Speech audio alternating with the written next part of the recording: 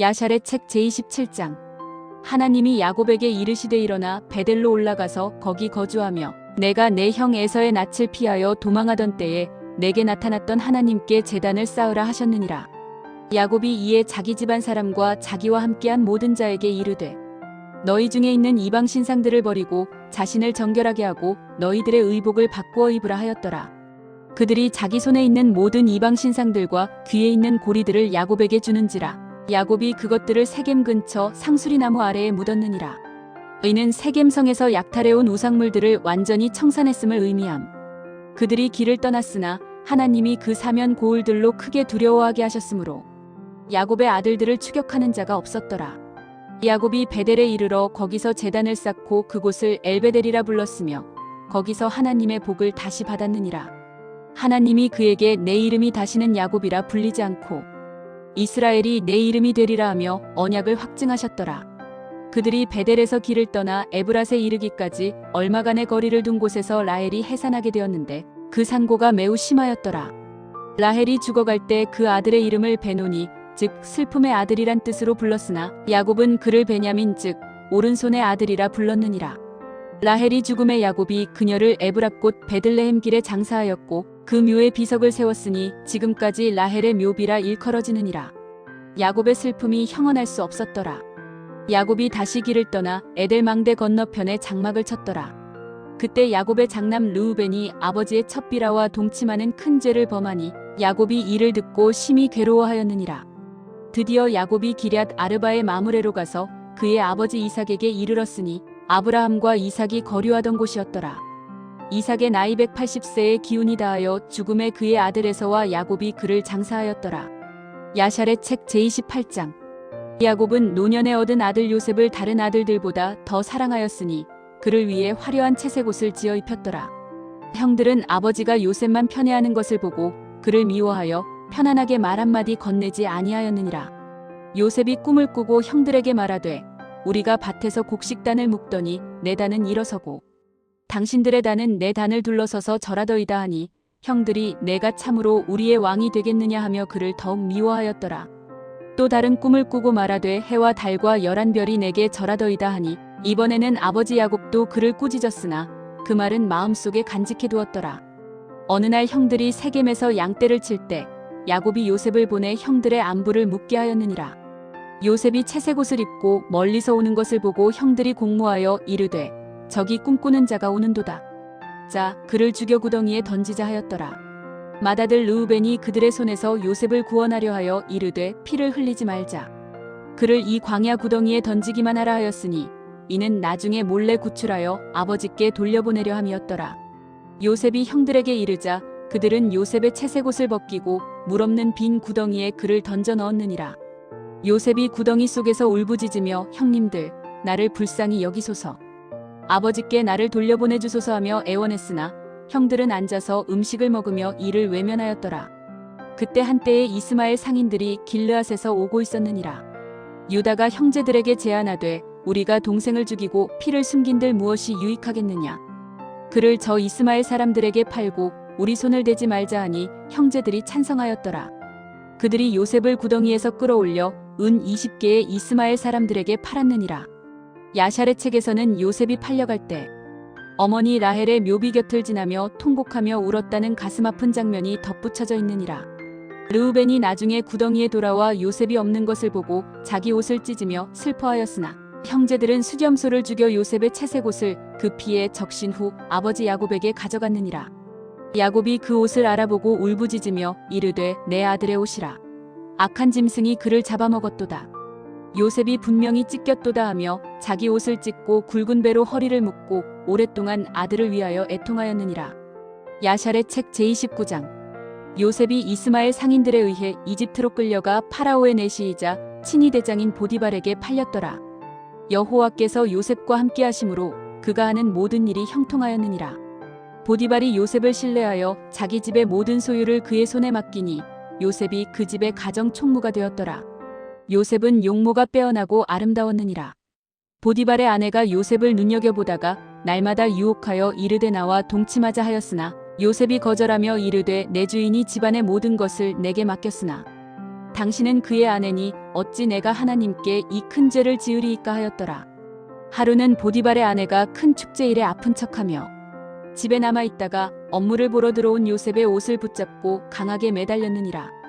요셉이 자기의 겉옷을 그녀의 손에 버려두고 밖으로 도망쳤더라. 그녀가 수치심과 분노로 가득 차서 집안 사람들을 불러 히브리 종이 나를 희롱하려다가 내가 소리 지르니 옷을 버리고 도망갔다며 거짓 증언을 하였느니라.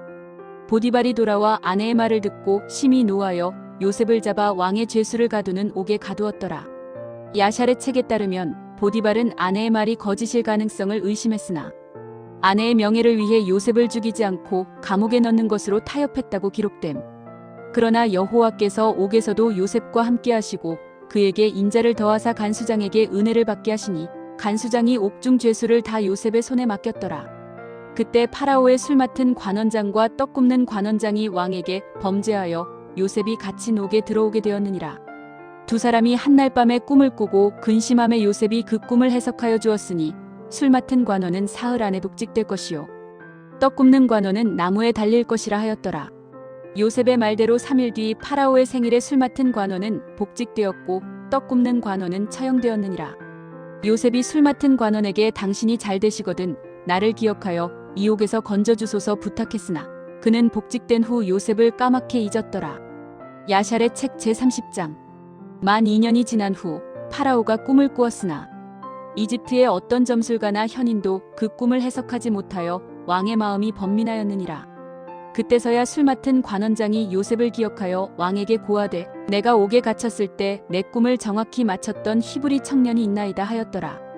파라오가 급히 요셉을 부르매 그가 수염을 깎고 옷을 갈아입고 왕 앞에 서니 왕이 이르되 내가 꿈을 꾸었으나 해석하는 자가 없는데 너는 능히 해석한다 들었노라 하였더라. 요셉이 대답하되 내가 아니라 하나님께서 파라오에게 편안한 대답을 하시리이다 하며 7마리의 살진 소와 파리한 소 7 이삭의 꿈이 곧 7년의 대풍년과 7년의 대기근임을 설명하였느니라. 요셉은 단순히 꿈만 해석한 것이 아니라 풍년 동안 곡식을 저장하여 기근을 대비할 구체적인 방책까지 제시하였으니 파라오와 신하들이 이를 매우 흡족하게 여겼더라. 파라오가 요셉에게 이르되 하나님이 이 모든 것을 내게 보이셨으니 너와 같이 명철하고 지혜 있는 자가 없도다. 너는 내 집을 다스리라. 내 백성이 다 내 명령에 복종하리니 내가 너보다 높은 것은 오직 왕자뿐이니라 하였느니라. 왕이 자기의 인장 반지를 빼어 요셉의 손에 끼우고 세마포 옷을 입히고 금 사슬을 목에 걸어주었으며 자기에게 있는 버금 수레에 그를 태움의 무리가 그 앞에서 무릎을 꿇으라 외쳤더라. 파라오가 요셉의 이름을 사브낫바네아 즉 세상의 구원자라 고치고 온의 제사장 보디베라의 딸 아스낫을 그에게 아내로 주었느니라.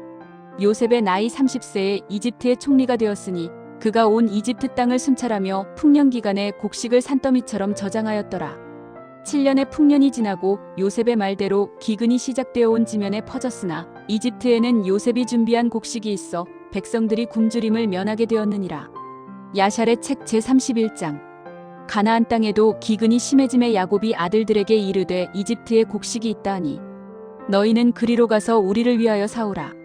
그러면 우리가 살고 죽지 아니하리라 하였더라. 야곱은 요셉의 아우 베냐민은 보내지 아니하였으니 그의 형 요셉처럼 재난을 당할까 두려워함이었더라. 요셉의 형 10명이 곡식을 사기 위해 이집트에 이르렀는데 요셉은 형들이 올 것을 예상하고 성문의 모든 출입 기록을 점검하며 그들을 기다리고 있었느니라. 형들이 요셉 앞에 나와 땅에 엎드려 절하매 요셉은 형들을 알아보고 20년 전의 꿈을 기억하였으나 형들은 총리 복장을 하고 이집트 말을 쓰는 요셉을 도저히 알아보지 못하였더라. 요셉이 엄한 목소리로 그들을 신문하여 이르되 너희는 이 나라의 틈을 엿보러 온 정탐꾼들이라 하니 형들이 두려워하며 우리는 한 사람의 아들들로서 본래 12형제였으나 하나는 없어졌고 막내는 오늘 아버지와 함께 있나이다라며 정직한 자임을 변호하였더라. 요셉은 그들의 진실성을 시험하기 위해 막내 베냐민을 데려오라고 명하며 그동안 막내를 데려오지 않으면 다시는 내 얼굴을 보지 못하리라 경고하였느니라. 요셉은 시므온을 볼모로 잡아 옥에 가두고 나머지 형제들의 자루에 곡식을 채워주며 그들이 가져온 돈을 몰래 자루 아귀에 다시 넣어보냈느니라. 길을 가다 자루 속에서 돈을 발견한 형제들은 하나님이 어찌하여 우리에게 이 일을 행하셨는가 하며 심히 떨며 두려워하였더라. 가나안에 돌아온 형제들이 야곱에게 모든 일을 고하고 베냐민을 데려가야 한다고 말하자 야곱이 탄식하며 이르되 요셉도 없어졌고 시므온도 없어졌거늘 베냐민을 또 빼앗고자 하느냐. 이는 다 나를 해롭게 함이로다 하며 완강히 거절하였더라.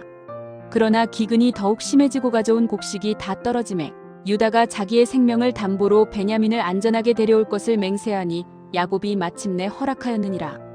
야샬의 책 제32장. 형제들이 베냐민을 데리고 다시 이집트에 이르니 요셉이 그들을 자기 집으로 초대하여 잔치를 베풀었더라. 요셉은 베냐민을 보고 마음이 타오르는 듯하여 안방으로 들어가 울고 얼굴을 씻고 나왔느니라.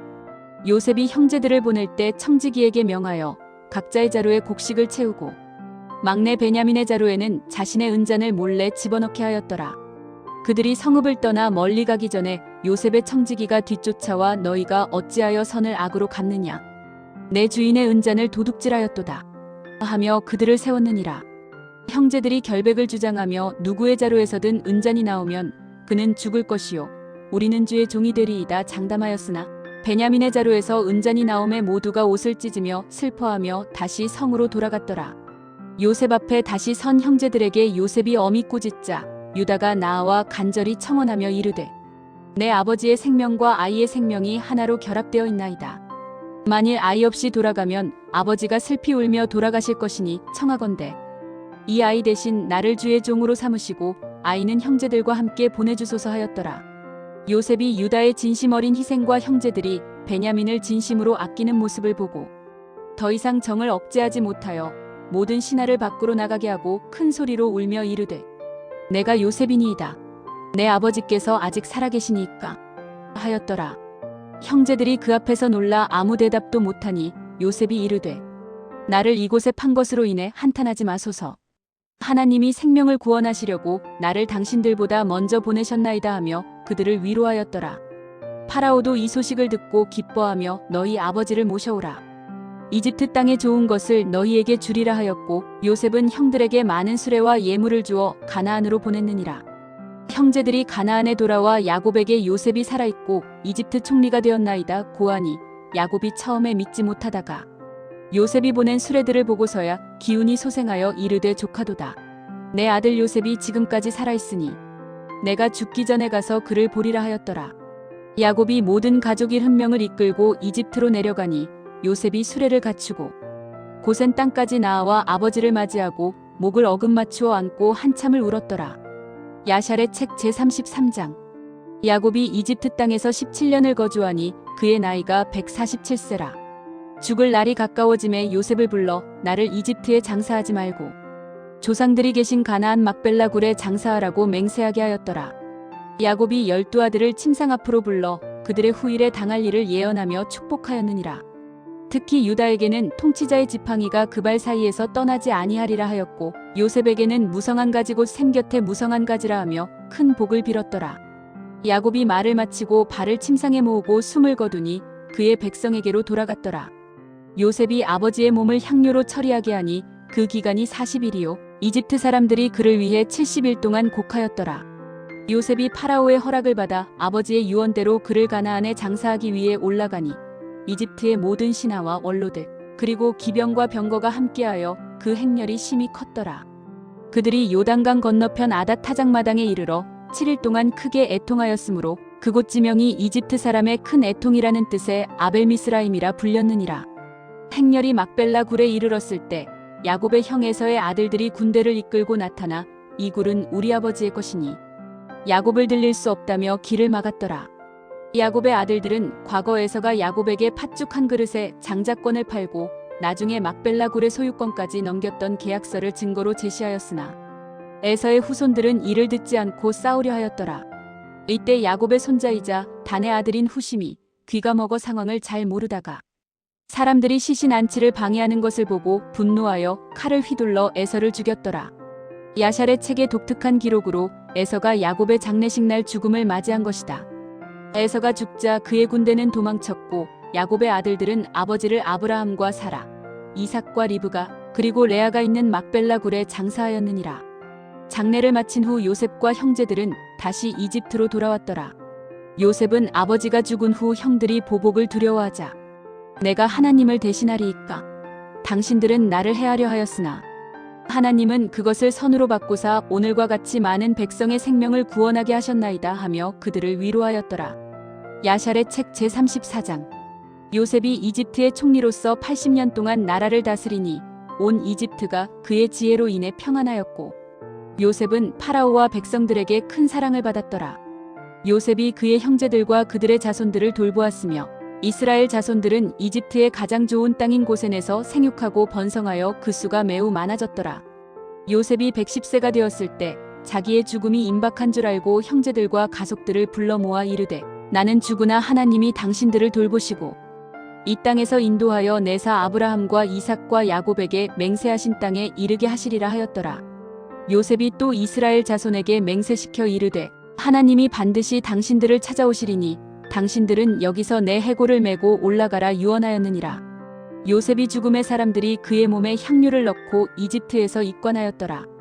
요셉이 죽은 후에도 그의 형제들과 그 세대의 사람들은 요셉의 덕택으로 한동안 평안을 누렸느니라. 그러나 시간이 흘러 요셉을 알던 세대가 다 죽고 요셉의 공적을 기억하지 못하는 새로운 왕이 이집트의 왕좌에 올랐더라. 그 왕이 자기 백성에게 이르되 보라, 이스라엘 자손이 우리보다 많고 강하도다. 자, 우리가 그들에게 대하여 지혜롭게 하자. 두렵건대 그들이 더 많아지면 전쟁이 일어날 때 우리 대적과 합하여 우리와 싸우고 이 땅에서 나갈까 하노라 하였느니라. 이에 이집트 사람들이 감독들을 세워 이스라엘 자손에게 무거운 짐을 지워 괴롭게 하기 시작했으니 그들에게 국고성 비돔과 라암셋을 건축하게 하였더라. 이집트인들은 이스라엘 자손의 생활을 엄하게 하여 흙이기기와 벽돌 굽기와 농사의 여러 가지 일로 그들을 괴롭혔으며 그 시키는 일이 모두 준엄하였더라. 그러나 이스라엘 자손은 학대를 받을수록 더욱 번성하여 퍼져나가니 이집트 사람들이 이스라엘 자손으로 말미암아 근심하며 더욱 독하게 그들을 부렸더라. 야샬의 책 제35장. 이집트 왕 파라오가 꿈을 꾸었는데 한 노인이 저울을 들고 서 있더니 저울 한쪽에는 이집트의 모든 귀족과 지혜자들을 올리고 다른 한쪽에는 어린 양 한 마리를 올렸더라. 그런데 어린 양 쪽이 이집트의 모든 사람보다 더 무겁게 내려갔느니라. 왕이 깨어 술객들에게 물으니 지혜자 발람이 대답하되 의는 이스라엘 자손 중에서 한 아이가 태어날 징조이니 그가 장차 온 이집트를 멸하고 자기 백성을 구원하리이다 하였더라. 이에 파라오가 엄명을 내려 히브리 여인이 아들을 낳으면 모두 나일강에 던지라 하였으니 이스라엘 자손의 고통이 이루 말할 수 없었더라. 이때 레위 지파의 아므람이 그의 아내 요게벳에게서 아들을 얻으니 그 아이의 용모가 심히 광채가 나므로 석 달 동안 숨겨 길렀느니라. 더 이상 숨길 수 없게 되매 갈대 상자에 아이를 담아 나일강가에 두었더니 파라오의 딸 바디아가 목욕하러 왔다가 상자를 발견하고 아이를 불쌍히 여겨 데려다 아들로 삼았더라. 그녀는 아이의 이름을 물에서 건져냈다 하여 모세라 하였느니라. 모세가 3살이 되었을 때 왕의 무릎 위에서 놀다가 파라오의 머리에 있는 왕관을 벗겨 자기 머리에 썼더라. 이를 본 술객 빌람이 왕이시여 이 아이가 바로 왕의 나라를 빼앗을 자이니 당장 죽이소서 하고 간언하였느니라. 그러나 왕의 고문 중 한 명이었던 이드로가 제안하기를 아이 앞에 금덩어리와 뜨거운 숯불을 두어 시험해 보소서. 아이가 금을 잡으면 지혜가 있는 것이요 불을 잡으면 철이 없는 것이니이다 하였더라. 모세가 금을 잡으려 할 때 천사가 그의 손을 숯불 쪽으로 밀었으니 모세가 뜨거운 숯을 입에 넣어 그의 입술과 혀가 되었더라. 이로 인해 모세가 훗날 입이 뻣뻣하고 혀가 둔한 자가 되었다고 야샬의 책은 기록함. 파라오는 안심하고 모세를 죽이지 않았으며 모세는 파라오의 궁정에서 왕자로 자라며 이집트의 모든 학문과 군사기술을 배웠더라. 모세가 장성하여 어느 날 자기 형제들의 고역 현장을 보러 나갔다가 이집트 사람이 히브리 사람을 치는 것을 보고 그 이집트인을 죽여 모래 속에 감추었느니라.